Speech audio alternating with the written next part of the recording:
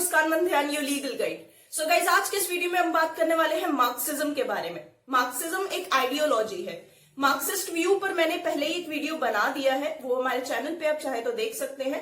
आज हम जो डिस्कस करेंगे वो है एक आइडियोलॉजी, एक बहुत बड़ा कॉन्सेप्ट है खुद में। आइडियोलॉजीज एक खुद में बहुत बड़ा कॉन्सेप्ट बनाती है, वेरस जो व्यू होता है वो सिर्फ एक एस्पेक्ट होता है। ठीक है, स्टेट का ये भी एक एस्पेक्ट है, इस्लामिक व्यू भी एक एस्पेक्ट है। सो हम एस्पेक्ट डिस्कस कर चुके हैं, अब हम एक कॉन्सेप्ट को डिस्कस करने जा रहे हैं। ये बेसिक सा डिफरेंस है ideology, okay, that's an idea. तो आज हम एक आइडिया पूरा डिस्कस करने जा रहे हैं जिसे कहते हैं Marxism. So I request you all कि आप लोग प्लीज नोट्स बनाते रहिए, जो कि आपके रिवीजन में हेल्प करेंगे, बिकॉज अगेन आइडियोलॉजीज बहुत ज्यादा वास्ट होती है, इनमें समझना बहुत ज्यादा होता है। So let's start. So guys, Marxism के एक्सपोनेंट है कार्ल मार्क्स। सिर्फ मार्क्सिस्ट फिलॉसफी एक ऐसी फिलॉसफी है जिसका नेचर साइंटिफिक है। ठीक है, it is scientific in nature. क्यों? क्योंकि कार्ल मार्क्स ने सोसाइटी का फॉर्म, ठीक है, क्या फॉर्म है सोसाइटी का एंड क्या लॉज लगे हैं उसके इवोल्यूशन में, ये उन्होंने एक साइंटिफिक वे से सर्च किया, जस्ट लाइक अ साइंटिस्ट। इस वजह से Marxist philosophy is a scientific philosophy. Guys, किसी भी चीज़ को समझने के लिए बैकग्राउंड समझना बहुत ज़रूरी है। आज जो हम रीड कर रहे हैं वो एक इतनी बड़ी आइडियोलॉजी है। ठीक है, सो बैकग्राउंड समझेंगे उस चीज़ का, उसका ब्रीफ हिस्ट्री देखेंगे, तभी हम आगे बढ़ेंगे। उसके बिना आगे बढ़ना किसी मतलब का नहीं रह जाएगा, क्योंकि आपको बैकग्राउंड नहीं पता है, ब्रीफ हिस्ट्री नहीं पता है जिसके बारे में आप पढ़ने जा रहे हो। ठीक है, so it's very important. So Karl Marx ने अपने साइंटिफिक आइडियाज़ एंड फाइंडिंग से ये प्रूव किया है कि जो चेंजेस सोसाइटी में होते हैं, ठीक है, वो सर्टेन स्पेसिफिक लॉज की वजह से होते हैं। ठीक है, कुछ स्पेसिफिक लॉज होते हैं, उनकी वजह से सोसाइटी में चेंजेस होते हैं। ठीक है, कुछ सर्टेन स्पेसिफिक लॉज की वजह से सोसाइटी चेंज होती है एंड ना कि इमेजिनरी आइडियाज़ की वजह से। समझ रहे हो, किसी इमेजिनरी कॉन्सेप्ट की वजह से सोसाइटी चेंज नहीं होती है, कुछ स्पेसिफिक लॉज होते हैं जिनकी वजह से वो चेंज होती है। इसीलिए ह्यूमन रेस को, ठीक है, ह्यूमन रेस को उन लॉज को इम्पोर्टेंस देनी चाहिए, उन लॉज को रिकग्निशन देना चाहिए सोसाइटी के, जो उसकी वेलफेयर में हेल्प करेंगे। दस, जिन लॉज की वजह से सोसाइटी चेंज हो रही है, उन लॉज को ह्यूमंस को रिकग्निशन देना चाहिए, ठीक है, एंड इम्पोर्टेंस देनी चाहिए अपने वेलफेयर के लिए। सोसाइटी के वेलफेयर के लिए उन लॉज को रिकग्निशन देना ज़रूरी है। कार्ल मार्क्स रिवॉल्यूशन कराने के लिए जाने जाते थे। इन्होंने बहुत बड़े बड़े मूवमेंट्स को जन्म दिया है। कार्ल मार्क्स एक जर्नलिस्ट थे। ठीक है, किस चीज़ के वो एडिटर थे, किस न्यूज़पेपर के? उस न्यूज़पेपर का नाम था राइनिशे ज़ाइटुंग। ठीक है, स्पेलिंग लिखी हुई है, राइनिशे ज़ाइटुंग, इसके एडिटर थे वो। ये ऐसे आर्टिकल्स लिखते थे गवर्नमेंट के खिलाफ जिसमें वो गवर्नमेंट को क्रिटिसाइज कर रहे हैं, गवर्नमेंट की पॉलिसीज को क्रिटिसाइज कर रहे हैं। ठीक है, एंड उन्हें कंडेम कर रहे हैं। ये ऐसे आर्टिकल्स लिखते थे। ये सारे आर्टिकल्स मोस्टली इकोनॉमिक इश्यूज पर होते थे। ठीक है, इन सारी चीज़ों ने पर्शियन रूलर्स को बहुत ज़्यादा अनॉय किया। ठीक है, उन्हें ये चीज़ अच्छी नहीं लगी, and thus as a result of this उन्होंने कार्ल मार्क्स का न्यूज़पेपर बैन करवा दिया। इसी वजह से कार्ल मार्क्स ने जर्मनी छोड़ा and he migrated to France. ठीक है, वो फ्रांस चले गए जर्मनी छोड़कर। अभी ये जो कुछ भी हो रहा था ये जर्मनी में हो रहा था। ठीक है, जर्मनी से ये निकल गए एंड ये फ्रांस चले गए। पेरिस में इन्हें फ्रीडरिक एंगल्स से मिलने का मौका मिला। ठीक है, फ्रीडरिक एंगल्स इनके बेस्ट फ्रेंड बन गए वहां पे, वहीं से इनकी दोस्ती की शुरुआत हुई। कार्ल मार्क्स जहां भी जाते थे यार, उन्हें वहां से निकाल दिया जाता था। वहां की गवर्नमेंट इन्हें निकाल के फेंक देती थी अपने शहर से, वहां की गवर्नमेंट इन्हें निकाल देती थी। ऐसा क्यों होता था? ऐसा इसलिए होता था क्योंकि कार्ल मार्क्स के जो आइडियाज थे वो गवर्नमेंट के अगेंस्ट थे, स्टेट के अगेंस्ट थे, रिवॉल्यूशनरी आइडियाज थे, रिवॉल्यूशन खड़े करवा देते थे ये। ठीक है, लड़ाइयाँ लगवा देते थे। इस वजह से कोई भी गवर्नमेंट इन्हें अपने यहाँ रखने को तैयार नहीं होती थी। ही वॉज सो डेंजरस, ठीक है। मास मूवमेंट से स्टार्ट करवा देते थे। इनिशियली भी हमने डिस्कस किया कि इन्होंने वाइड स्प्रेड पीपल्स मूवमेंट को बर्थ दी है, ठीक है ना। सो अपने रिवोल्यूशनरी आइडियाज की वजह से ये कहीं टिक नहीं पाते थे, सिंपल। 10 इन्हें पेरिस से भी जाना पड़ा, ठीक है, वहां से इन्हें निकाल दिया गया, एक्सपेल कर दिया गया, एंड फाइनली ये पहुंचे बेल्जियम, ठीक है, अपने दोस्त एंगल्स के साथ। इनके पब्लिकेशन की वजह से, जो हमने इनके पब्लिकेशन का नाम बताया आपको, इनकी राइटिंग्स की वजह से फ्रांस एंड यूरोप में बहुत बड़े रेवोल्यूशंस हुए थे, ठीक है। ये फाइनली इंग्लैंड गए एंड वहीं पे इनकी डेथ हो गई, ठीक है। Finally moved to England and he died there. So guys, background से अब तो समझ में आप लोगों को आ ही गया होगा कि कार्ल मार्क्स थे क्या एंड उनकी थिंकिंग कैसी थी, ठीक है। बेसिकली गवर्नमेंट को क्रिटिसाइज करना, ये उनकी थिंकिंग का एक बहुत इंपॉर्टेंट पार्ट था। अब जो हम देखेंगे वो देखेंगे मार्क्सिज्म कैसे पिक्चर में आया, ठीक है। कार्ल मार्क्स को तो देख लिया हमने, अब हम देखेंगे मार्क्सिज्म कैसे राइज हुआ। So rise of Marxism. So Karl Marx के कुछ फेमस वर्क्स देखेंगे हम, ज्यादा नहीं, बस 2। ऐसे तो बहुत सारे वर्क्स हैं उनके, हम सिर्फ 2 देखेंगे। एक है डास कैपिटल, एक है क्लास स्ट्रगल इन फ्रांस। 2 आप लोग याद कर लो, काफी है। सो मार्क्सिज्म पहली बार जब अपीयर हुआ, वो अपीयर हुआ in the middle of 19th century, ठीक है। इसने रिस्पॉन्स दिया किसको? Oppressive conditions created by the capitalist system. जो कंडीशंस कैपिटलिस्ट सिस्टम ने क्रिएट की थी वो बहुत ज्यादा ऑप्रेसिव थी, ठीक है, बहुत ज्यादा भयानक थी, कमजोरों को दबाती थी। तब as a reaction to that, उसे रिएक्शन देने के लिए क्या हमारे सामने आया? मार्क्सिज्म। कब आया? In the middle of 19th century. Liberalist जो होते थे वो क्या चाहते थे कि गवर्नमेंट कम से कम रेस्ट्रिक्शंस लगाए इंडिविजुअल के ऊपर, ठीक है, ताकि इंडिविजुअल खुद को ग्रो कर सके, ठीक है। कम से कम स्टेट की एक्टिविटीज इंटरफेयर करें इंडिविजुअल की एक्टिविटीज में, ठीक है। स्टेट कम से कम इंटरफेयर करे, जितना हो सकता है स्टेट को इंटरफेयर नहीं करना चाहिए। सो गवर्नमेंट के रेस्ट्रिक्शंस बहुत कम हो गए थे बिजनेस एंड इंडस्ट्री पर। तो लिबरलिज्म ने सोचा था अगर ऐसा होगा तो भाई इंडिविजुअल ग्रो करेगा ना, इंडस्ट्री और बिजनेस और अच्छे से ग्रो करेगा जब स्टेट कम रेस्ट्रिक्शन लगाएगा तो। बट इसकी वजह से क्या हो गया वो देखो। इसकी वजह से ये हो गया, इनइक्वालिटी आ गई सोसाइटी में, ठीक है। इनइक्वालिटी आ गई, अनब्रिडल्ड कैपिटलिज्म आ गया, यानी अनरेस्ट्रिक्टेड कैपिटलिज्म। तुम इसे रोक नहीं सकते किसी भी तरीके से। सोशली डिजास्ट्रस कॉन्सिक्वेंसेस देखने को मिले लिबरलिज्म के, ठीक है। सोशली डिजास्ट्रस मतलब सोसाइटी को जो एकदम बर्बाद कर देंगे, सोशल डिजास्टर ले आएंगे सोसाइटी में, समझ रहे हो, खराब कर देंगे, सब कुछ डिस्ट्रॉय कर देंगे। ऐसे रिजल्ट्स हमें देखने को मिले लिबरलिज्म की वजह से। जो पैसा था, ठीक है, वो एक ही कैटेगरी के लोगों के पास जाके कंसंट्रेट हो गया था, यानी अमीर अमीर होते जा रहे थे एंड गरीब गरीब होते जा रहे थे, ठीक है। कोई इक्वालिटी वहां नहीं रह गई थी कि हाँ सबके पास पैसा है, ऐसा नहीं था। सिर्फ सोसाइटी का एक सेक्शन था जिसके पास बहुत पैसा था, एंड दैट वाज कैपिटलिस्ट, ठीक है। जो बैंकर्स थे, दलाल थे, ये अपना पैसा बढ़ाते ही जा रहे थे, मतलब हर दिन इनका पैसा बढ़ रहा था। और जो वर्कर्स थे, बेचारी वर्किंग क्लास थी, ठीक है, वो जो स्लम एरियाज में रहते हैं वो और गरीब होते जा रहे थे, उनसे और पैसा छीना जा रहा था, इवन ये हालत हो गई थी। वो लोग इनसिक्योरिटी की कंडीशन में रह रहे थे, ठीक है। कुपोषण हो रहा था उनके बच्चों को, डिस्कम्फर्ट था, डिजीज, डेथ हो रही थी वहां पे लोगों की। बट वही अगेन लिबरलिज्म यही तो आखिर चाहता था ना कि इंडिविजुअल को फ्रीडम मिल जाए। देखो इंडिविजुअल को फ्रीडम मिली तो क्या हो गया, उन्हें छोड़ दिया गया तो क्या हो गया, कोई रेस्ट्रिक्शन नहीं है तो देखो क्या हो गया। सो कुछ अर्ली सोशलिस्ट्स ने इस चीज के ऊपर रिएक्शन दिया, like Saint Simon and Louis Blanc. और भी थे, हम ये 2 नाम लेके चलते हैं। ये कुछ अर्ली सोशलिस्ट थे जिन्होंने रिएक्शन दिया इस चीज के ऊपर, ठीक है। जो चीज लिबरलिज्म की वजह से हो रही थी, जो चीजें हमने देखी कि लोग मर रहे थे, उसको रिएक्शन दिया इन लोगों ने।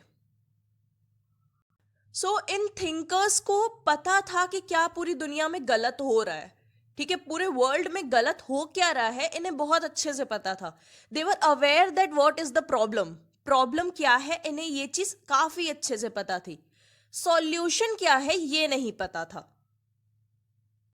अगर ये कोई सॉल्यूशन सजेस्ट भी करते थे तो वो ऐसा सॉल्यूशन होता था जो विजनरी है. ठीक है, सिर्फ विजन है एक, रियलिटी में उसको नहीं बदला जा सकता. थियोरेटिकल आइडियाज देते थे, प्रैक्टिकल आइडियाज नहीं होते थे, इंप्लीमेंट नहीं कर पाते थे उन्हें. दस इनके आइडियाज या इनके सॉल्यूशंस बहुत ज्यादा विजनरी होते थे.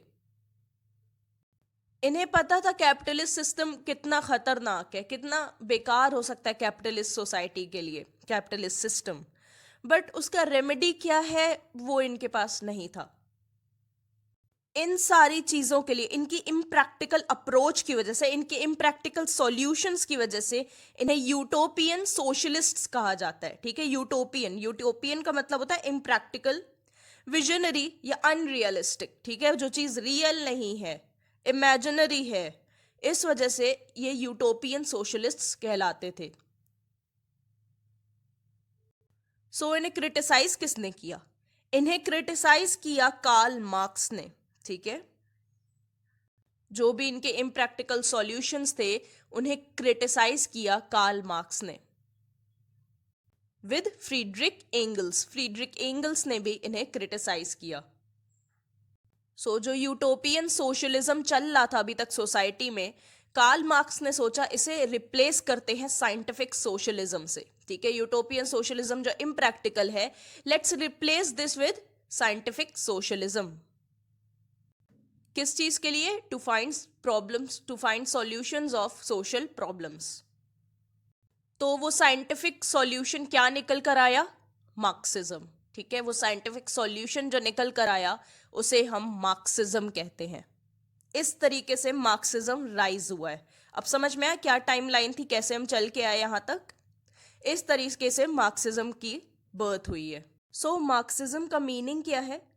मार्क्सिज्म में be defined as a set of political and economic principles. ये कुछ पॉलिटिकल एंड इकोनॉमिक प्रिंसिपल्स से बना होता है. Founded by Karl Marx and Friedrich Engels. The very first thing, ये सिर्फ कार्ल मार्क्स ने नहीं ढूंढा है, फ्रीडरिक एंगल्स ने भी ढूंढा है. ठीक है, हम सिर्फ कार्ल मार्क्स को ही जानते हैं. आज हमें यार पता चला कि फ्रीडरिक एंगल्स ने भी इसे ढूंढा है. ठीक है, so founded by Karl Marx and Friedrich Engels in order to lay scientific foundations of socialism.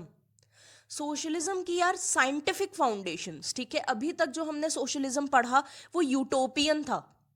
ठीक है, इमेजिनरी था. यहां पे कार्ल मार्क्स और फ्रीडरिक एंगल्स ने क्या किया? साइंटिफिक फाउंडेशन, एक साइंटिफिक टच दिया है सोशलिज्म को. ठीक है, यानी अब हर चीज जो भी होगी वो रीजन के बेस पर होगी, इमेजिनरी कॉन्सेप्ट के बेस पर नहीं होगी, इमेजिनरी आइडियाज के बेस पर कोई चीज नहीं होगी, साइंटिफिकली होगी. ठीक है, हर चीज का रीजन रहेगा. अच्छा, इस रीजन की वजह से ऐसा हो रहा है. ठीक है, सो साइंटिफिक फाउंडेशंस ऑफ सोशलिज्म, यानी सोशलिज्म अब साइंस पर बेस्ड होगा. सो जो ओरिजिनल प्रिंसिपल है मार्क्सिज्म के, ओरिजिनल प्रिंसिपल या टेनेट्स जो साइंटिफिक थॉट पर बेस्ड है, ठीक है, उन्हें हम कहते हैं क्लासिकल मार्क्सिज्म. उन्हें हम क्या कहते हैं? क्लासिकल मार्क्सिज्म कहते हैं. तो कार्ल मार्क्स के यंग आइडियाज, ठीक है, जब वो बहुत यंग थे उसे हम नियो मार्क्सिज्म कहते हैं. ठीक है, नियो मार्क्सिज्म. सो हम जो डिस्कस करेंगे वो डिस्कस करेंगे क्लासिकल मार्क्सिज्म. ठीक है, हमारा जो आज का टॉपिक है वो है क्लासिकल मार्क्सिज्म. मार्क्सिज्म दो तरह का होता है, जैसा कि हमने देखा, एक नियो मार्क्सिज्म होता है, क्लासिकल मार्क्सिज्म होता है. हम डिस्कस करने वाले हैं क्लासिकल मार्क्सिज्म. ठीक है, क्लासिकल मार्क्सिज्म क्या कहता है? प्राइवेट प्रॉपर्टी सोसाइटी को डिवाइड कर देती है. ठीक है, प्राइवेट प्रॉपर्टी जो होती है वो सोसाइटी को डिवाइड कर देती है. किस में डिवाइड कर देती है? दो क्लासेस में, डोमिनेंट एंड डिपेंडेंट. एक डोमिनेंट है यानी जो राज कर रहा है, और जो डिपेंडेंट है यानी जो डोमिनेंट के ऊपर डिपेंड है ना, जिसके पास पैसा कम है और उसे निर्भर रहना पड़ रहा है. ऐसी दो classes, dominant and dependent, with opposed class interests. ठीक है, इनके जो इंटरेस्ट है, ठीक है, ये जो चाहते हैं वो एक दूसरे से बिल्कुल अलग हैं. Opposed class interests. ये जो दो क्लासेस हैं इनके इंटरेस्ट अलग अलग है. मैंने क्या कहा, एक डोमिनेंट क्लास है, एक डिपेंडेंट क्लास है। डोमिनेंट क्लास के इंटरेस्ट अलग है, डिपेंडेंट क्लास के इंटरेस्ट अलग है, ठीक है। इस वजह से ये एक दूसरे के ऑपोजिट है, ठीक है, अपोज करते हैं एक दूसरे को। दस धीरे धीरे क्या होता है, ह्यूमन फ्रीडम के लिए, ठीक है, आज़ादी के लिए। अब डिपेंडेंट क्लास है, जाहिर सी बात है डोमिनेंट क्लास कुछ तो असर दिखाएगी उसके ऊपर, ठीक है, परेशान तो करेगी ही डिपेंडेंट क्लास को। तो आज़ादी के लिए रिवॉल्यूशन होता है एक, ठीक है। तब जब जो रिवॉल्यूशन होता है उसकी वजह से जो कॉन्ट्रडिक्शन चल रहा है सोसाइटी में, ये जो लड़ाई चल रही है डोमिनेंट और डिपेंडेंट के बीच में, ये खत्म हो जाती है, ठीक है। और फिर क्या आती है, ये दोनों क्लासेस जब खत्म हो जाती हैं फिर क्या होता है, एक क्लासलेस सोसाइटी बनती है जिसमें कोई भी क्लास नहीं है एंड एवरीवन इज इक्वल। सब लोग एक दूसरे के इक्वल हैं, कोई भी क्लास नहीं है। यही मीनिंग था क्लासिकल मार्क्सिज्म का। क्लास स्ट्रगल पर बेस्ड कह सकते हो, ये कॉन्सेप्ट है, क्लास स्ट्रगल पर बेस्ड है, ठीक है। सो मार्क्सिज्म के मेन डॉक्ट्रिन्स क्या हैं, ठीक है, डॉक्ट्रिन्स ऑफ मार्क्स या प्रिंसिपल्स क्या हैं मार्क्सिज्म के, वो देखते हैं। पहला है डायलेक्टिकल मटीरियलिज्म, दूसरा है हिस्टोरिकल मटीरियलिज्म, तीसरा class conflict, fourth theory of surplus value, fifth law of concentration of capital, sixth dictatorship of proletariat, seventh statelessness, eighth religion and ninth revolution. ये सारे प्रिंसिपल्स हैं मार्क्सिज्म के, इन्हें हम एक एक करके डिस्कस करेंगे। सो फ्रेंड्स, हम सभी प्रिंसिपल एक ही वीडियो में डिस्कस नहीं कर पाएंगे, राइट। ये वीडियो काफ़ी ज़्यादा बड़ा हो जाएगा। ये वीडियो का पार्ट 1 है, तो इसमें हम कुछ प्रिंसिपल्स या कुछ टेनेट्स डिस्कस करेंगे मार्क्सिज्म के, एंड नेक्स्ट वीडियो में दैट इज पार्ट 2, उसमें हम बाकी बचे हुए प्रिंसिपल्स देखेंगे। सो अभी हम देखते हैं डायलेक्टिकल मटीरियलिज्म। सो जब कार्ल मार्क्स पढ़ाई कर रहे थे, ठीक है, when he was pursuing his studies, तब हीगल की फिलॉसफी, ठीक है, हीगल मैंने बताया है वो भी एक पॉलिटिकल साइंस एक्सपर्ट है, तो हीगल की फिलॉसफी काफ़ी ज़्यादा फेमस थी, ठीक है, इसके बारे में काफ़ी ज़्यादा बातें हो रही थी। तो मार्क्स के ऊपर हीगल का इन्फ्लुएंस पड़ा, ठीक है, he was influenced by Hegel. So Marxism के बेसिक प्रिंसिपल्स में एक प्रिंसिपल डायलेक्टिकल मटीरियलिज्म भी है। ये प्रिंसिपल क्लियरली मार्क्स ने एक्सप्लेन नहीं किया है। सो जो इंग्लिश वर्ड है डायलेक्टिसिज्म, ठीक है, ये डिराइव किया गया है एक ग्रीक वर्ड डायलोस से, ठीक है, it was derived from Greek word dialos which literally means, इसका मतलब क्या होता है लिटरली, टू डिस्कस और डिबेट, ठीक है। डायलोस का मतलब होता है डिस्कस या debate, and debate and discussion का क्या मतलब होता है, आर्ग्यू करना, ठीक है। दो ऐसे आइडियाज जो एक दूसरे के ऑपोजिट हैं, जहां पे म्यूचुअल कॉन्ट्रडिक्शन देखने को मिल रहा है, यही आइडिया होता है डिस्कशन और डिबेट का। अगर मैं डिबेट कर रही हूँ फॉर में, तो जाहिर सी बात है मेरे ऑपोजिट कोई अगेंस्ट होगा, राइट। तो एक म्यूचुअली कॉन्ट्रडिक्शन बन रहा है, तो डिस्कशन और डिबेट का तो यही मतलब होता है। सो डायलेक्टिक क्या है, डायलेक्टिक है science of development of nature and human thought, right. Science of development of nature, nature ने कैसे डेवलप किया, वो इवॉल्व कैसे हुआ है, उसकी science, and to understand human thought is dialectic. And materialism का मतलब क्या होता है, मटीरियलिज्म का मतलब होता है जो सब्सटेंस है, ठीक है, जो मैटर है, माइंड उससे आया है, and mind does not have any independent existence. Idealist क्या मानते थे, आइडियलिस्ट ये मानते थे कि माइंड की एक इंडिपेंडेंट एग्जिस्टेंस है, ठीक है। सो मार्क्स अग्री नहीं करते थे हीगल से, ठीक है, वो हीगल की थ्योरी को रिजेक्ट कर दिए थे, हीगल की जो फिलॉसफी है उसे रिजेक्ट कर दिया था। ही वॉज इन्फ्लुएंस्ड, वो इन्फ्लुएंस्ड हीगल की फिलॉसफी से ही थे, बट उसे रिजेक्ट कर दिया था। क्यों, ऐसा क्या कहते थे हीगल, हीगल ये कहते थे जो कुछ भी हम देखते हैं, ठीक है, जो भी कुछ हम रियलिटी देखते हैं, जो भी कुछ चीज़ें रियल हैं, वो सिर्फ एक रिफ्लेक्शन है ह्यूमन माइंड का, सिर्फ एक रिफ्लेक्शन है ह्यूमन माइंड का। तुम जो कुछ भी देख रहे हो, ठीक है, चाहे तुम आसमान देख रहे हो, चाहे तुम पेड़ देख रहे हो, कुछ भी देख रहे हो, वो सब रिफ्लेक्शन है, रियलिटी नहीं है। So reality is a reflection of human mind. Human mind जो सोच रहा है, जो दिखा रहा है, उसका रिफ्लेक्शन है हकीकत जो तुम देख रहे हो, यानी कि रियलिटी। ऐसा कहना था हीगल का। इसे रिजेक्ट किया मार्क्स ने। सो हीगल एंड अदर आइडियलिस्ट्स, उनका ऐसा मानना है कि माइंड एग्जिस्ट करता है। They have faith in the existence of mind. And वो ऐसा मानते हैं कि जो मैटर है, ठीक है, जो भी सब्सटेंस एग्जिस्ट करता है, वो डिपेंड करता है माइंड के ऊपर, ठीक है। The existence of matter depends upon mind, ठीक है। बट मार्क्स का क्या मानना था? Matter exist independently of mind. समझ रहे हो? मैटर या सब्सटेंस जो कुछ भी एग्जिस्ट कर रहा है, वो माइंड के ऊपर डिपेंड थोड़ी है, वो इंडिपेंडेंट है ना, इट इज नॉट डिपेंडेंट। सो यहाँ पर ध्यान रखने वाली बात यह है कि हीगल ने जो हिस्टोरिकल चेंजेस हमें डिफाइन किए, हमें जो बताए हैं हिस्टोरिकल चेंजेस, जो उन्हें डिस्क्राइब किया है, वो बताए हैं थीसिस, एंटीथीसिस एंड सिंथेसिस के टर्म्स में। और ये एंटीथीसिस, सिंथेसिस, ये किन चीज़ों में अप्लाई किया गया है?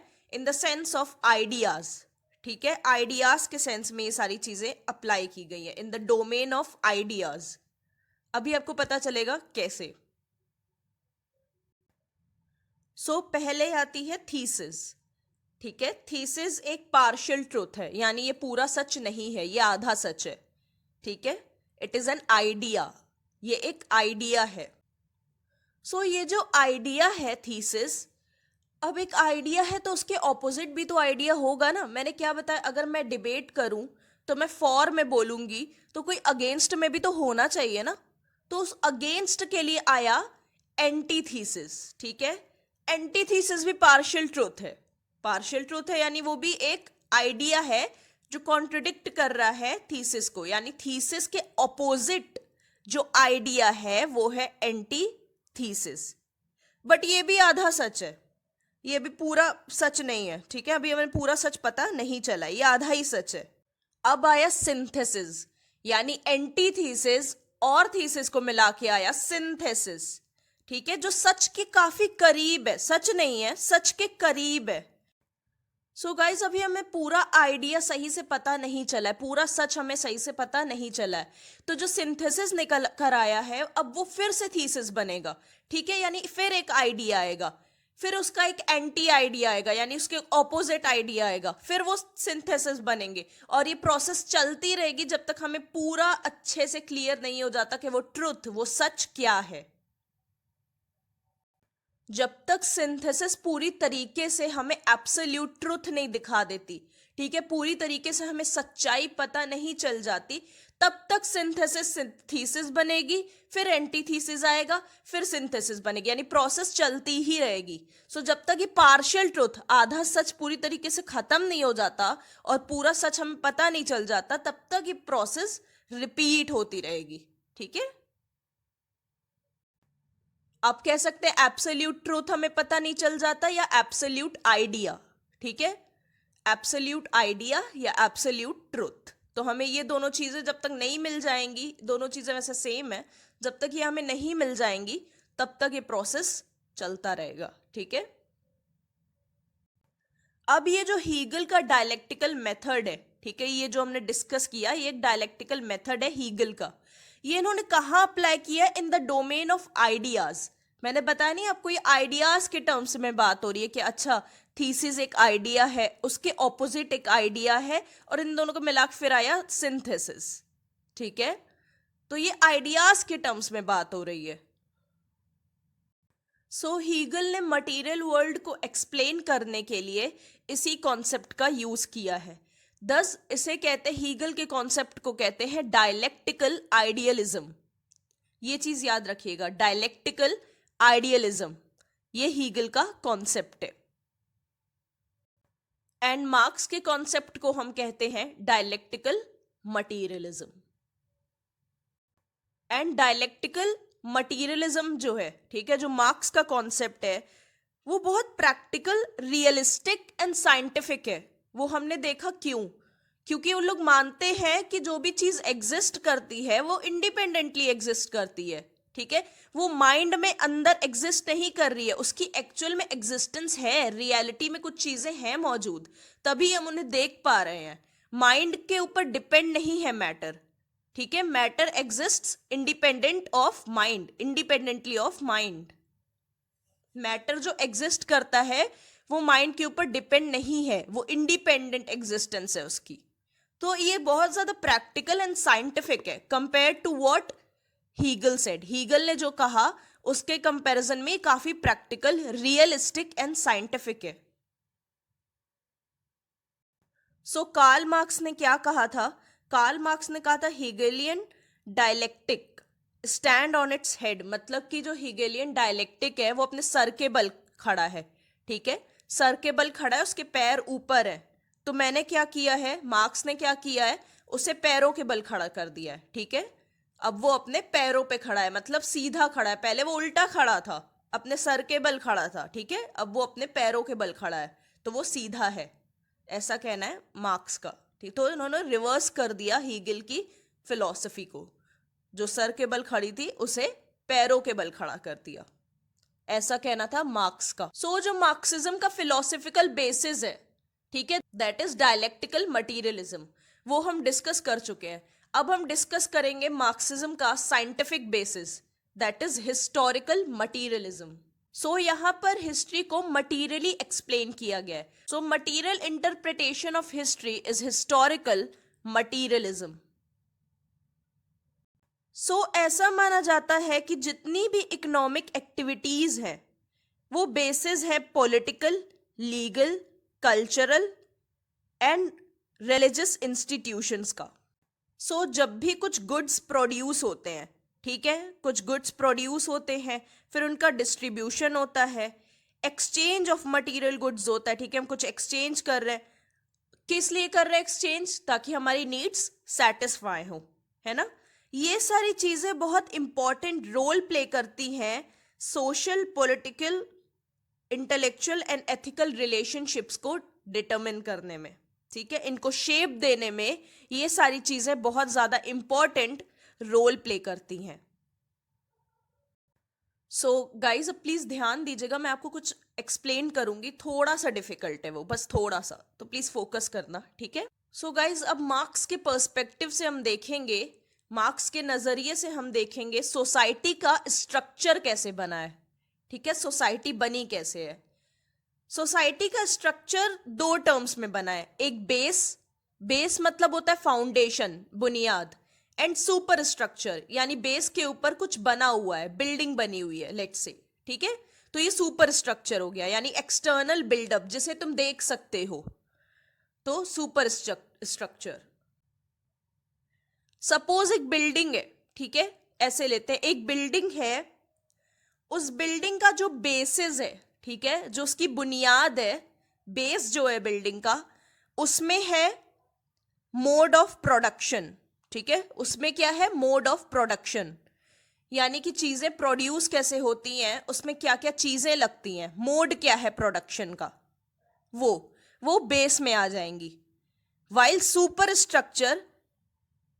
स्ट्रक्चर यानी जो बिल्डिंग बनी हुई है, उस बेस पर, उस बुनियाद पर जो बिल्डिंग खड़ी है, वो क्या रिप्रेजेंट कर रही है, वो रिप्रेजेंट कर रही है लीगल, पॉलिटिकल, रिलीजन, ठीक है, रिलीजियस, मोरल, सोशल, लिटरेचर, ऐसी सारी प्रैक्टिसेस को, आर्ट एंड कल्चर, इन सबको रिप्रेजेंट कर रही है, ठीक है, वो जो बिल्डिंग बनी हुई है।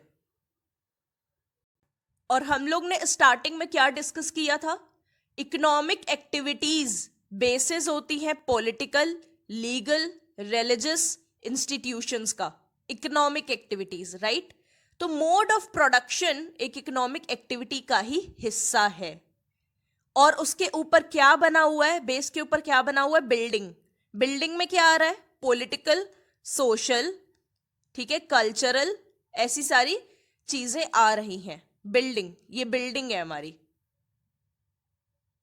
तो इसी तरीके से डिजाइन किया गया है सोसाइटी का स्ट्रक्चर। अब समझ में आया बेस और सुपर स्ट्रक्चर का क्या मतलब है।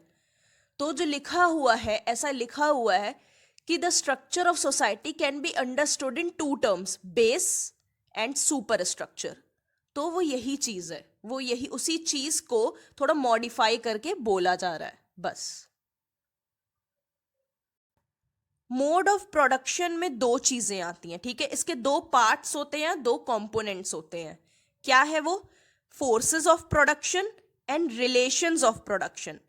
ना फोर्सेस ऑफ प्रोडक्शन क्या होता है, ये कभी स्टैटिक नहीं रहते हैं, ठीक है। कभी स्टैटिक नहीं रहते हैं इन द सेंस ये बदलते रहते हैं, रुकते नहीं है एक जगह, स्टैटिक नहीं है ये, ठीक है। ये चेंज होते रहेंगे, डायनामिक है, चेंज होते रहेंगे। इनमें टेंडेंसी होती है डेवलप करने की, ठीक है। ये कंटिन्यूअसली डेवलप होते हैं।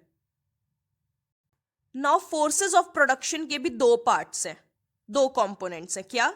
मीन्स ऑफ प्रोडक्शन यानी टूल्स एंड इक्विपमेंट, मशीन्स, ठीक है, मीन्स ऑफ प्रोडक्शन।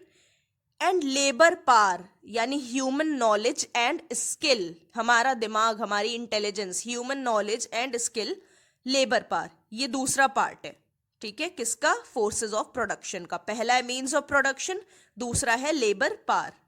सो अब मीन्स ऑफ प्रोडक्शन यानी इक्विपमेंट एंड टूल्स, अगर ये अच्छे होंगे तो इससे क्या पता चलेगा कि टेक्नोलॉजी डेवलप कर रही है हमारी, है ना। Improvement in the means of production will indicate that there is technological development, हमारी टेक्नोलॉजी भी डेवलप कर रही है। और टेक्नोलॉजिकल डेवलपमेंट क्या इंडिकेट करेगा कि human knowledge and skill develop कर रही है। यही ह्यूमन इंटेलिजेंस एंड स्किल चाहिए किस चीज के लिए? उस टेक्नोलॉजी को हैंडल करने के लिए। भाई उस टेक्नोलॉजी को हैंडल करने के लिए भी तो कोई चाहिए, तो वो है human intelligence and skill, right. तो वो भी डेवलप कर रही है। अगर ये डेवलप हो रहा है तो वो भी डेवलप हो रहा है, और ये डेवलप कर रहा है तो जाहिर सी बात है लेबर पावर को भी भाई डेवलप करना पड़ेगा, है ना। लेबर पावर भी डेवलप होगी। तो एक तरह से तुम देखो, एक का डेवलप होना मीन्स सबका डेवलप होना, है ना। सो इस तरह से बताया है मार्क्स ने कि सोसाइटी का स्ट्रक्चर कैसा है, कैसे डिजाइन किया गया है, जिस फेज में अभी हम लोग ने डिस्कस किया। अगर आपको समझने में प्रॉब्लम हो रही है तो मैं सजेस्ट करूंगी एक ट्री ड्रॉ कर लो, ठीक है। बेस रखो ऊपर, फिर सुपर स्ट्रक्चर, देन उसके बाद रखो mode of production. Mode of production के दो पार्ट्स होते हैं, forces of production and relations of production.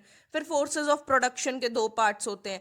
ऐसे करके बना सकते हैं अगर दिक्कत हो रही है समझने में तो, ठीक है। सो मार्क्स का क्या मानना था? उनका मानना था, उन्होंने कहा the character of man was formulated by the way in which he earned money. मतलब जो कैरेक्टर है इंसान का, ठीक है, वो कैसे बनता है, वो कैरेक्टर बनता है किस तरीके से वो इंसान पैसे कमा रहा है, ठीक है। अगर वो चोर है, डकैती कर रहा है, तो उसका कैरेक्टर कैसा होगा आप ये समझ सकते हो। उसका कैरेक्टर कैसा बनेगा, कैसा निखर कर आएगा, कैसा हमारे सामने होगा, ये चीज उससे पता चल जाएगी कि वो पैसे कैसे कमाता है। तो ये चीज बहुत ज्यादा जरूरी है कि किस वे से आप पैसे कमा रहे हो। पैसे कमा रहे हो ये जरूरी नहीं है, किस तरीके से कमा रहे हो वो ज्यादा जरूरी है, क्योंकि उससे आपका कैरेक्टर पता चलता है कि आप हो कैसे, आप इंसान कैसे हो, ठीक है। आपका चरित्र कैसा है वो पता चलेगा किस तरीके से आप पैसे कमा रहे हो अकॉर्डिंग टू मार्क्स। सो अब हम डिस्कस करेंगे उस चीज के बारे में, उस प्रिंसिपल के बारे में जिसके लिए एक्चुअली में मार्क्स को जाना जाता है, ठीक है। दैट इज क्लास स्ट्रगल या क्लास वॉर या क्लास कॉन्फ्लिक्ट, एक ही चीज है, ठीक है, अलग अलग नामों से बुलाया जाता है। Let's start. सो जिस तरह से मोड ऑफ प्रोडक्शन ऑर्गेनाइज होता है सोसाइटी में, ठीक है, जिस तरह से वो ऑर्गेनाइज्ड होता है सोसाइटी में मोड ऑफ प्रोडक्शन, और जिस तरह से इंस्ट्रूमेंट्स ऑफ प्रोडक्शन यूज हो रहे हैं प्रोडक्शन,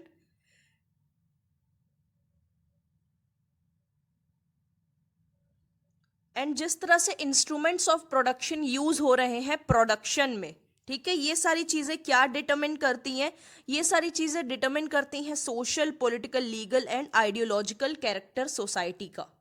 सो गाइज एक स्टेज पर, ठीक है, at a certain stage the forces of production grow larger in size. जो फोर्सेस है, फोर्सेस ऑफ प्रोडक्शन है, ये साइज में बहुत ज्यादा बड़े हो जाते हैं। किससे, किसके कंपैरिजन में?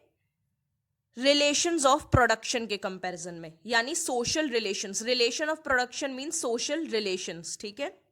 इसके कंपैरिजन में देखो तो फोर्सेस ऑफ प्रोडक्शन बहुत ज्यादा बड़े हो जाते हैं, ठीक है, बहुत ज्यादा बड़े। और इनके बड़े होने की वजह से जो रिलेशंस ऑफ प्रोडक्शन है वो अफेक्ट होते हैं, ठीक है। सोशल रिलेशंस अफेक्ट होते हैं, वो रेस्ट्रिक्ट होते हैं, उन पर रेस्ट्रिक्शन लग जाता है। तो ये जो दो ऑपोजिट चीजें हैं, ठीक है, forces of production and relations of production, ये एक दूसरे के अगेंस्ट एक्ट करने लगती हैं, ऑपोजिट बन जाती है एक दूसरे के। और इससे क्या होता है? इससे होता है क्लास वॉर। यहीं से आता है class war. So class war का मीनिंग क्या है? Class war means a war amongst the class, ठीक है, which owns the means of production. एक क्लास है, वो मीन्स ऑफ प्रोडक्शन ओन करती है, यानी उसके पास टूल्स एंड इक्विपमेंट है, ठीक है, वो मीन्स ऑफ प्रोडक्शन ओन करती है। एंड एक दूसरी क्लास है, and the class which owns only labour power, दूसरी क्लास के पास लेबर पावर है। यानी फोर्सेस ऑफ प्रोडक्शन के अंदर मीन्स ऑफ प्रोडक्शन एक क्लास ओन कर रही है, ठीक है, एक क्लास के पास लेबर पावर है। इन दो क्लासेस के बीच लड़ाई जब होती है, ठीक है, कॉन्फ्लिक्ट जब आता है इन दो क्लासेस के बीच, तो हम कहते हैं क्लास वॉर, या क्या, क्लास कॉन्फ्लिक्ट, या क्लास स्ट्रगल। सो मार्क्स का मानना है जो प्रोमिनेंट फीचर होता है हर ह्यूमन सोसाइटी का, ठीक है, हर ह्यूमन सोसाइटी में ये चीज मौजूद है, क्लास वॉर, ये हर ह्यूमन सोसाइटी में मौजूद है, ऐसा मार्क्स का मानना है। सो क्लास वॉर एक बहुत ही डिस्टिंग्विश्ड, एक बहुत ही डिफरेंट, ठीक है, फीचर होता है हर ह्यूमन सोसाइटी का, प्रोमिनेंट फीचर। सो मार्क्स का ऐसा व्यू है दैट जो अनचेंजिंग लॉ है हिस्ट्री का, ठीक है, जो अनचेंजिंग लॉ है हिस्ट्री का, वो ये कहता है कि एक पर्टिकुलर क्लास, ठीक है, एक पर्टिकुलर क्लास जो कंट्रोल करती है मीन्स ऑफ प्रोडक्शन को, एक पर्टिकुलर क्लास जो मीन्स ऑफ प्रोडक्शन को कंट्रोल करती है, वो एक्सप्लॉइट करती है बाकी लोगों को, उससे एक्सप्लॉइट करना ही करना है, ठीक है। अगर वो जो भी class means of production hold करेगी, उसे एक्सप्लॉइट करना ही पड़ेगा बाकी लोगों को। By virtue of holding, by virtue of holding the power of means of production. By virtue का मतलब क्या है? मतलब अगर तुम होल्ड कर रहे हो तो तुम्हें ये करना ही पड़ेगा, it is a virtue, okay. तो जो भी class means of production hold कर रही है, ठीक है, जिसके पास भी मीन्स ऑफ प्रोडक्शन है, जो उसे कंट्रोल कर रही है, वो पक्का है, ऐसा है ही कि वो दूसरे लोगों को एक्सप्लॉइट करेगी ही करेगी, ऐसा मार्क्स का व्यू है। और ऐसा काफी टाइम से चला भी आ रहा है, हर ह्यूमन सोसाइटी का ये फीचर है। सो दो क्लासेस हैं, capitalists and labour class. Capitalist क्या है? कैपिटलिस्ट ओन करते हैं मीन्स ऑफ प्रोडक्शन को, ठीक है, और ये स्टेट को यूज करते हैं as an instrument of operation and exploitation. मतलब ये गवर्नमेंट, स्टेट मीन्स गवर्नमेंट, ये गवर्नमेंट का यूज करते हैं, स्टेट का यूज करते हैं किस चीज के लिए? एक्सप्लॉयटेशन एंड ऑपरेशन के लिए, लोगों को दबाने के लिए, ठीक है, इसका यूज करते हैं कैपिटलिस्ट्स। ये अपने मार्क्सिस्ट व्यू में हमने थोड़ा डिस्कस किया है इसके बारे में। तो marks postulated that every stage of history, इस हिस्ट्री के हर स्टेज पर, ठीक है, देयर आर टू क्लासेस, दो क्लासेस होती हैं हर स्टेज पर हिस्ट्री के, ब्रॉडली दो क्लासेस होती हैं। कौन सी दो क्लासेस? एक क्लास जो मीन्स ऑफ प्रोडक्शन होल्ड कर रही है, ठीक है, एंड दूसरी क्लास जो एक्सप्लॉइट हो रही है, यानी जो मीन्स ऑफ प्रोडक्शन है जिसके पास, वो एक्सप्लॉइट कर रही है दूसरी क्लास को। ये दो क्लासेस हर लेवल पर मिलेंगी, एक जो एक्सप्लॉइट कर रही है और दूसरी जो एक्सप्लॉइट हो रही है, यानी एक्सप्लॉइटर्स एंड एक्सप्लॉइटेड। तो हिस्ट्री हमें क्या रिप्रेजेंट करती है? हिस्ट्री हमें इन दो क्लासेस के बीच में वॉर को रिप्रेजेंट करती है, ठीक है। इन दो क्लासेस के बीच में जो झगड़ा चला आ रहा है उसी को हिस्ट्री रिप्रेजेंट करती है according two marks. So every exploiting class, जो भी क्लास एक्सप्लॉइट कर रही है वो हर स्टेज पर एक और क्लास को बर्थ देती है, दैट इज ऑपोजिट क्लास, जिसे वो एक्सप्लॉइट कर रही है। अल्टीमेटली हर स्टेज पर दो क्लासेस होंगी, एक एक्सप्लॉइटर, एक एक्सप्लॉइटेड, यानी एक जो एक्सप्लॉइट कर रहा है, दूसरा जो एक्सप्लॉइट हो रहा है। सो कैपिटलिस्ट्स जो हैं वो मीन्स ऑफ प्रोडक्शन ओन करते हैं, यानी यही एक्सप्लॉइट करते हैं, और इन्हें हैव्स भी कहा जाता है, ठीक है। हैव्स, क्यों हैव्स? बिकॉज इनके पास है, क्या है? Means of production, they have. Capitalist को हैव्स इसीलिए कहते हैं क्योंकि वो मीन्स ऑफ प्रोडक्शन होल्ड करते हैं, ठीक है। अब ये एक्सप्लॉइट किसे करेंगे? लेबर क्लास को, यानी हैव नॉट्स, ठीक है। हैव नॉट्स, इनके पास नहीं है, दे डज नॉट हैव दैट, तो हैव नॉट्स, ये एक्सप्लॉइटेड है। तो ये दो क्लासेस मार्क्स ने हमें बताई हैं। सो कार्ल मार्क्स ने 6 स्टेजेस दिए हिस्ट्री के, ठीक है। ये 6 स्टेजेस हैं जो हमें बताते हैं क्लास स्ट्रगल कैसे हुआ, ठीक है। क्लास स्ट्रगल कैसे स्टार्ट हुआ एंड कैसे खत्म हुआ, ये 6 स्टेजेस में डिवाइड कर दिया है कार्ल मार्क्स ने हिस्ट्री को, ठीक है। ये हिस्ट्री को डिवाइड किया गया 6 स्टेजेस में, जो बताएंगे कि क्लास स्ट्रगल कैसे शुरू हुआ एंड कैसे एंड हुआ। सो फर्स्ट स्टेज है the stage of primitive communism. ये फर्स्ट स्टेज थी सोसाइटी की ग्रोथ की। इस स्टेज पर जो मीन्स ऑफ लिविंग थी वो काफी ज्यादा सिंपल थी, ठीक है। लोग सिंपली रहते थे, फ्रूट्स खाते थे, रूट्स खाते थे एंड हंटिंग करते थे, ठीक है। रहन सहन का तरीका जो था, लाइफ स्टाइल जो थी वो काफी सिंपल थी, काफी साधारण थी, ठीक है। फल फूल खा के ही उन लोग जीवन व्यतीत करते थे। मतलब इस स्टेज पर कोई भी क्लास नहीं थी, ठीक है ना। ऐसा नहीं था कि कोई बहुत बड़ा है, कोई बहुत छोटा है, नहीं, कोई भी क्लास नहीं थी। एवरीवन वाज इक्वल, बहुत ही सिंप्लिसिटी थी। तो क्लास स्ट्रगल का तो यहाँ पे क्वेश्चन उठता ही नहीं है। जब कोई दो क्लासेस होंगी नहीं तो झगड़ा किस बात का, सब बराबर थे इस स्टेज पर। प्राइवेट प्रॉपर्टी एग्जिस्ट ही नहीं करती थी इस स्टेज पर कि ये चीज मेरी है, ये चीज इसकी है, नहीं। प्राइवेट प्रॉपर्टी का कॉन्सेप्ट इस स्टेज पर आया ही नहीं था। Everything was equal. सो कोई एक्सप्लॉयटेशन नहीं था क्योंकि किसी के पास ज्यादा या कम नहीं था, सबके पास बराबर था, ठीक है। तो कोई भी एक्सप्लॉयटेशन नहीं था इस स्टेज पर, ठीक है। और उसकी कंडीशंस भी नहीं थी इवन कि हाँ कोई कंडीशन हो चलो एक्सप्लॉयटेशन की, नहीं, कुछ भी नहीं। ना कोई कंडीशन वैसी थी, ना कुछ चीजें वैसी मौजूद थी एक्सप्लॉइट करने के लिए। तो ये बहुत ही सिंपल स्टेज थी। सो सेकेंड स्टेज है स्टेज ऑफ स्लेवरी, ठीक है, और एज ऑफ स्लेवरी। सो इस स्टेज पर इंडिविजुअल्स ने फार्मिंग स्टार्ट की एंड एनिमल्स को पकड़ना शुरू किया, एनिमल्स को पालना भी शुरू किया और फार्मिंग भी स्टार्ट की इसी एज पर, ठीक है। सो जो ओनर्स थे मीन्स ऑफ प्रोडक्शन के, ठीक है, जो ओनर्स थे मीन्स ऑफ प्रोडक्शन के, और जो लोग स्लेव रखते थे, जो उनके मास्टर्स थे, ठीक है। इस स्टेज पर क्या आया? Master and slave. देखो हर स्टेज पर ना अलग अलग नाम दिया गया एक्सप्लॉइटर एंड एक्सप्लॉइटेड को, तो ये चीज आपके माइंड में होना बहुत जरूरी है। हर स्टेज पर अलग अलग नाम से बुलाया गया है एक्सप्लॉइटर एंड एक्सप्लॉइटेड को। तो इस एज में बुलाया गया, स्लेवरी की एज में, मास्टर एंड स्लेव, यानी जो लोग स्लेव रखते थे, जो ओनर थे स्लेव्स के, एंड जो मीन्स ऑफ प्रोडक्शन के भी ओनर थे, ठीक है। उन्हें हर चीज मिल जाती थी, उनके पास काफी ज्यादा थी हर चीजें, इसीलिए वो मास्टर बन गए, क्योंकि उनके पास ज्यादा था, वो पावरफुल थे, तो वो मास्टर्स बने। और जो पुअर थे, जिनके पास कुछ नहीं था, जो गरीब थे, वो स्लेव्स बने, ठीक है, उनके पास कम था। तो जो मास्टर्स थे वो दूसरों को पकड़ते थे, अपना स्लेव बनाते थे और उनके लिए काम करवाते थे, अपने लिए काम करवाते थे, ठीक है, लेबर बना देते थे। जो भी स्लेव्स होते थे उन्हें लेबर बना के रखते थे कि तुम लोग को मेरे लिए काम करना है। ऐसा मास्टर स्लेव्स के साथ करते थे। तो यहाँ पे आपको क्या दिख रहा है? डोमिनेशन है कि नहीं? मास्टर जो है वो स्लेव को डोमिनेट कर रहा है, यानी एक इंडिविजुअल दूसरे इंडिविजुअल को, एक इंसान दूसरे इंसान को डोमिनेट कर रहा है, उस पर हक जताने की कोशिश कर रहा है।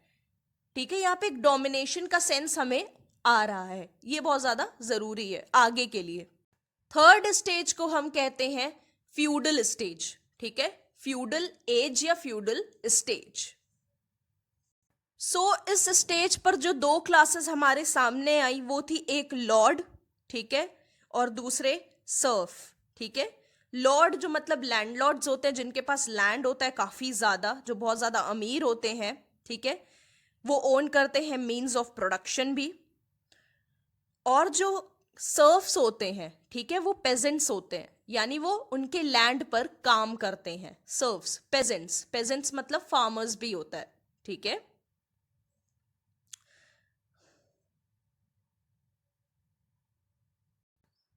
इस स्टेज पर मीन्स ऑफ प्रोडक्शन काफी ज्यादा डेवलप हुआ, फ्यूडल स्टेज पर। ठीक है, इस एज में मीन्स ऑफ प्रोडक्शन डेवलप हुआ काफी ज्यादा। फ्यूडल लॉर्ड्स जो होते थे उनके पास लैंड होता था, ठीक है, बहुत ज्यादा, ये लैंडलॉर्ड्स होते थे बेसिकली, तो इनके पास जाहिर सी बात है काफी ज्यादा लैंड रहता था। एंड मीन्स ऑफ प्रोडक्शन भी यही लोग कंट्रोल करते थे। जितनी भी छोटी इंडस्ट्रीज थी, मीन्स ऑफ प्रोडक्शन, ये सब कुछ कंट्रोल करते थे फ्यूडल लॉर्ड्स यानी लैंडलॉर्ड्स। सर्फ्स के पास अपना लैंड नहीं होता था, जाहिर सी बात है बहुत गरीब रहते थे, तो उनके पास अपना लैंड नहीं होता था। तो ये किसके लैंड पर वर्क करते थे? ये वर्क करते थे जाके फ्यूडल लॉर्ड्स के लैंड पर। ठीक है, जो लैंडलॉर्ड्स होते हैं उनके लैंड पर ये वर्क करते थे, वहीं पर कल्टीवेशन करते थे, खेती करते थे। ठीक है, और उसके लिए उनको क्या मिलता था? बहुत ही छोटा सा अमाउंट मिलता था। ठीक है, जो भी कुछ प्रोड्यूस होगा, जो भी कुछ उगेगा, ठीक है, उसका थोड़ा सा हिस्सा उन्हें भी मिल जाता था। तो धीरे धीरे फ्यूडल लॉर्ड्स क्या करते थे? सर्फ्स को अपने कर्जे में दबाते थे। ठीक है, उन्हें कर्जा दे देते थे, क्योंकि जो फ्यूडल लॉर्ड्स थे बहुत ज्यादा अमीर थे और जो सर्फ थे वो गरीब थे। तो जब उन लोगों को जरूरत पड़ती थी तो वो आते थे फ्यूडल लॉर्ड्स के पास कि हमें कुछ समय के लिए उधार दे दो, तो उनका उधार चढ़ता जाता था और इसी तरीके से ये लोग एक्सप्लॉइट करते थे सर्फ्स को। ज्यादा इंटरेस्ट लेते थे पैसे पे, जो भी पैसा दिया उसे बहुत ज्यादा इंटरेस्ट देते थे, मतलब हद से ज्यादा। तो इस तरीके से उन्हें एक्सप्लॉइट किया जाता था। तो यहां पे दो म्यूचुअल जो कॉन्ट्रडिक्टरी क्लासेस हैं वो हैं लैंडलॉर्ड्स एंड फार्मर्स, यानी फ्यूडल लॉर्ड्स, ठीक है, एंड सर्फ्स। अपना अपना इकोनॉमिक इंटरेस्ट बचाने के लिए इनमें क्लैशेस होते थे। ठीक है, उनका इकोनॉमिक इंटरेस्ट कुछ था लैंडलॉर्ड्स का, इनका कुछ और था। उसको बचाने के लिए इन लोग के बीच में क्लैशेस होते थे। फोर्थ पीरियड में हमारे पास आया एज ऑफ कैपिटलिज्म। ठीक है, एज ऑफ कैपिटलिज्म। यहां पर हमारे पास दो क्लासेस आई, बूर्जुआस एंड प्रोलिटेरिएट। स्पेलिंग लिखी हुई आप देख सकते हो, बूर्जुआस एंड प्रोलिटेरिएट, ये दो क्लासेस हमारे पास आई। कैपिटलिज्म बेसिकली तब आया जब इंडस्ट्रियल रेवोल्यूशन हो रहा था, वेरी ऑनेस्टली। ठीक है, कैपिटलिज्म तभी आया जब इंडस्ट्रियल रेवोल्यूशन हो रहा था, तो प्राइवेट ओनरशिप काफी ज्यादा चल रही थी। ठीक है, इंडस्ट्रीज जो थी, बड़ी बड़ी इंडस्ट्रीज थी, उसको प्राइवेट ओनरशिप के अंडर में थी। ठीक है, प्राइवेट जो वो रहते थे, जो अमीर लोग रहते थे, प्राइवेट इंडिविजुअल्स, वो होल्ड करते थे इंडस्ट्रीज को बड़ी बड़ी। तब जाके कैपिटलिज्म की बर्थ हुई यूरोप में, वहीं से कैपिटलिस्ट का आना शुरू हुआ। जाहिर सी बात है ये अमीर थे तो यही मीन्स ऑफ प्रोडक्शन ओन करते थे। ठीक है, तो सोसाइटी दो क्लासेस में डिवाइड हो गई, प्रॉपर्टीड क्लास, ठीक है, यानी कि कैपिटलिस्ट, क्योंकि इनके पास प्राइवेट प्रॉपर्टी बहुत ज्यादा थी, and have not class, that is labour class, जिनके पास कुछ भी नहीं था। कैपिटलिस्ट क्लास का मेन गोल क्या है कि लेबर क्लास को किस तरीके से एक्सप्लॉइट किया जाए जिससे हमारा ज्यादा से ज्यादा प्रॉफिट हो। जिस तरीके से एक्सप्लॉइट किया जा रहा था लेबर क्लास को, ठीक है, इतने लार्ज स्केल पे एक्सप्लॉइट किया जा रहा था, देयर वाज मैसिव एक्सप्लॉइटेशन, बहुत ही लार्ज स्केल पे एक्सप्लॉइट किया जा रहा था लेबर क्लास को। इस वजह से क्या हुआ, लेबर क्लास कॉन्शियस हो गई। ठीक है, उसे लगने लगा कि यार ऐसे तो नहीं चलेगा, ऐसे तो नहीं होगा कि हमें हर बार ही एक्सप्लॉइट किया जा रहा है, हमारी ऑलरेडी कंडीशन इतनी बुरी है और हमें और गर्त में ढकेला जा रहा है, तो ऐसे नहीं चलेगा। यहीं से शुरुआत हुई क्लास स्ट्रगल की, बिल्कुल इसी स्टेज से स्टार्ट हुई क्लास स्ट्रगल। क्योंकि अब दोनों क्लासेस स्ट्रगल कर रही थी, एक क्लास चाह रही थी एक्सप्लॉइट करो जितना कर सकते हो, और दूसरी क्लास कह रही थी नहीं अब और एक्सप्लॉइटेशन नहीं होने देंगे। तो स्ट्रगल एक चल रहा था, समझ रहे हो, इसीलिए इस स्टेज को क्लास स्ट्रगल भी कहते हैं। यहीं से क्लास स्ट्रगल की स्टार्टिंग हुई।